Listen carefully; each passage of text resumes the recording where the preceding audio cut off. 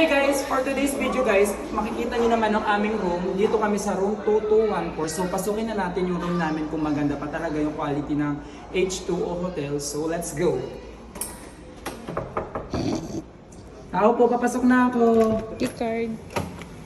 Yan si Roy. Hi. Tapos ito yung makikita nyo sa aming, sa aming room. Meron dyang aspire na water, tapos may 4 na glass. So 5 kami, hindi sila na-inform na 5 kami. So may mga dito pang coffee. Tapos nandito si Pao, isa sa mga kasama namin. Ang kinagandahan naman dito, meron na kaming pang dinner kasi meron naman kami mga kakainin mga ano tawag dito? Ano ba yan? Assorted fish? Uy, sinay mo. Tapos, first time ko lang magkaroon ng aquarium na malaki sa room na ganyang kalaki. Tapos meron sila ditong TV. Tapos meron sila ditong dalawang couch. Couch. Tapos ito lang yung mismong bed. Ito lang yung mismong bed guys. Pakita mo kayo. Diba?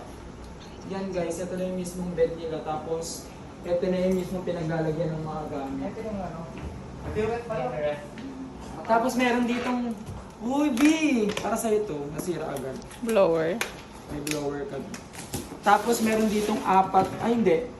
Pagpasok nyo guys, meron agad dito na towel na 1, 2, 3, 4, 5, 6, 7, 8 na towel. So pag uwi namin, tagi-isa kami sa towel. So meron din ditong ganun. Bathroom. Bathrobe.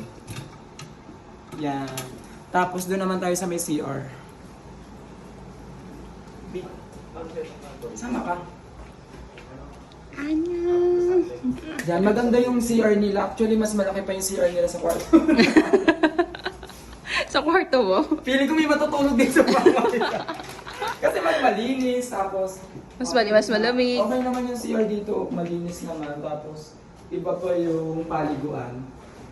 Yung paliguan dito, peace, okay naman, look. May sariling shower. May sarili siyang shower.